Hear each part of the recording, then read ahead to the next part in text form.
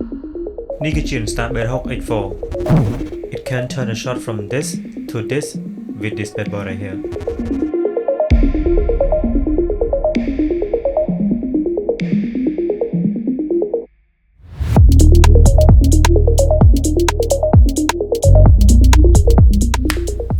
នេះ Insta Bedhawk អូខេអញ្ចឹងមុននឹងចូលដល់វីដេអូ review ខ្ញុំសូមអរគុណទៅដល់ដៃគូសហការរបស់ខ្ញុំហាងសប្បាយណាស់ Camera Shop ដែលគាត់ជួយ support ខ្ញុំច្រើនមែនទែនតាំងពីដើមមកហើយកាមេរ៉ាមួយនេះផងដែរក៏បាន sponsor មកពីហាងរបស់គាត់ដែរអញ្ចឹងបើសិនជាមានតែគេចង់បាន Insta 4អាចទៅហាងគាត់បានអូខេឥឡូវចូលមកដល់រឿង review ម្ដងអូខេអញ្ចឹងកាមេរ៉ាមួយនេះគឺ 8K អ្នកនរគ្នាគឺដោយសារតែ lens មួយខាង 4K អញ្ចឹងពីរនឹងបូកចូលគ្នាទើបចេញជា 8K តែវីដេអូនៅតែ 4K ឡើយទេ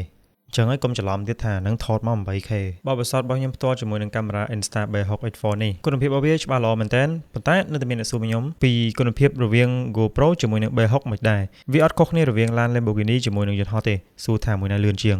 វាអត់ត្រូវ Action Cam គឺ Action Cam B60 កាមេរ៉ាគឺ B60 កាមេរ៉ាបើសិនជាសួរថា Insta Bedhawk នេះជាមួយនឹង GoPro Max របស់ GoPro ហ្នឹងអាហ្នឹងអាចឆ្លើយបានថាវាគុណភាពវាមិនតែបើឲ្យសួរថាB60 កាមេរ៉ានេះជាមួយនឹង GoPro តែមួយណាច្បាស់ជាង It's different term you know ខ្ញុំឆ្លាញ់ slogan របស់កាមេរ៉ា Insta នេះ Shoot first frame later ឧទាហរណ៍ថាយើងដឹងថតប្លង់មិនអញ្ចឹងយើងចុចតែ record ទៅចាំយើងសេរីតាមក្រោយចង់បាន close up ឬក៏ចង់បាន wide angle ចង់បានប្លង់ប្រឈរឬក៏ប្លង់ដេកនិយាយទៅគឺយើងអាចសេរីតាមក្រោយបានទាំងអស់ HDR របស់វាធ្វើការបានល្អមែនទែនខ្ញុំពេញចិត្តតែម្ដងហើយនិយាយពី low light performance វិញគឺល្អច្រើនមែនទែនខ្ញុំដាក់ full text ឲ្យមើលអញ្ចឹងវាគ្រាន់បើជាងស៊េរីមុនរបស់វានិ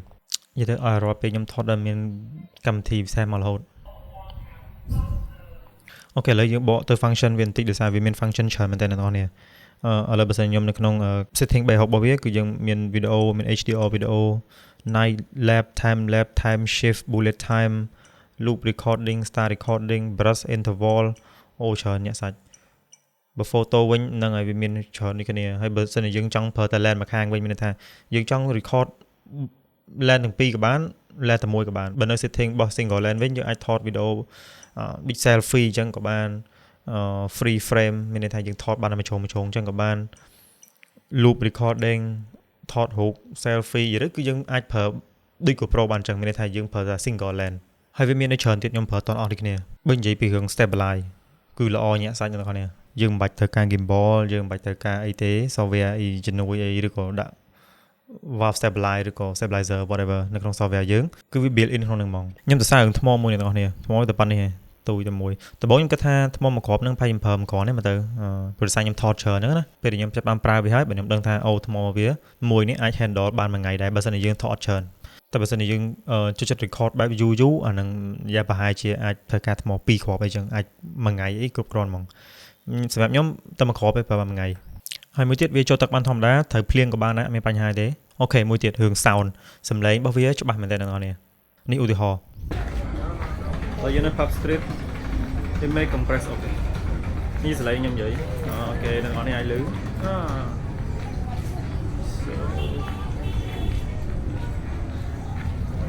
តោះមក challenge temporan ជាមួយនឹងខ្ញុំទាំងអស់គ្នានិយាយដំបូងឡើយខ្ញុំភ្ញាក់ដែរពេលខ្ញុំ copy footage ពីនេះចូលក្នុងកុំព្យូទ័រអញ្ចឹងខ្ញុំស្ដាប់សំឡេងមើលអូសំឡេងវា crispy clean and good ឥឡូវយើងនិយាយពីរឿង app វិញ app ហ្នឹងវាមានរឿងពីរដែលយើងត្រូវនិយាយថាទី1វាស្រួលប្រើឬក៏អត់ស្រួលប្រើចំណុចនេះបើសិនជាអ្នកដំបូងអាចរៀងវិលមុខនឹង setting បន្តិចវាញ៉ៃប៉ុន្តែសម្រាប់អ្នក professional គឺវាពេញលេញតែម្ដងខ្ញុំគិតថា app នេះនៅមិនទាន់ user friendly ទេបើសិនជាអ្នកអត់ចេះអាចនឹងពិបាកប្រើហ្មងសម្រាប់អ្នកដែលថតហើយយកទៅ update story ឬក៏ធ្វើ clip អីប្លែកៗតាម short 2 short អីទេអញ្ចឹងអានឹងប្រហែលជាមិនសូវមានបញ្ហាហ្មងទេតែបើសិនបើអ្នកដែលថតច្រើននឹងហ៊ានពិបាកកាត់តបន្តិចប្រហែលជាមិនសូវសនុកចិត្តទេប៉ុន្តែក៏វាមាន auto edit ដែរក្នុង app ហ្នឹងហ្មងចាំបើសិនជាយើងថាខ្ជិលដាក់ effect ឲ្យវាដាក់ auto ក៏បានដែរវាស្រួលមួយយ៉ាងដែរឥឡូវដល់សំណួរយើងសួរថាតើ Insta Bedhawk នេះសម្រាប់អ្នកណាសម្រាប់ខ្ញុំផ្ទាល់អ្នកណាក៏អាចប្រើវាបានដែរបើសិនជាយើងរៀនពីវាឲ្យបានច្រើនសម្រាប់ខ្ញុំជា professional ខ្ញុំគិតថាវាល្អគ្រប់គ្រាន់សម្រាប់ខ្ញុំយកទៅបង្កើតមាតិកាថ្មីៗហើយមួយទៀតកាមេរ៉ា B60 នេះមិនមែនថត B60 បានរហូតទេគឺយើងអាចប្រើ lens តែមួយក៏បានដែរមានន័យថាមិនបាច់ថតវីដេអូ B60 សុទ្ធទេចុងក្រោយ file វារៀងធំបន្តិចអញ្ចឹងធ្វើចិត្តឲ្យហើយមុនណាឥឡូវមកដល់ចំណុចដែលខ្ញុំមិនពេញចិត្តពីកាមេរ៉ាមួយនេះទី1គឺ file size ដូចខ្ញុំបាននិយាយមុនអញ្ចឹងថាវា file ធំ 64G អីថតបាន1ម៉ោងតិចតួចទេ ប៉ុន្តែវីដេអូ360ទំហំ 8K ចង់ឲ្យវា file ទួយក៏ពិបាកដែរអ្នកនរគ្នាអញ្ចឹងបើសិនជាយើងបន្ទោសវាក៏អត់ត្រូវដែរ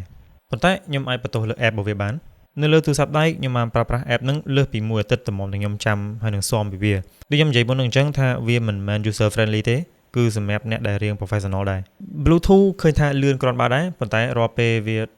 download ម្ដងចូលទូរស័ព្ទខ្ញុំមានក្តៅអញ្ចឹងខ្ញុំមិនសូវពេញចិត្តបានទេ but overall is good អត់សូវមាន complaint ទេហើយអ្នកមើលកាន់តែទិញ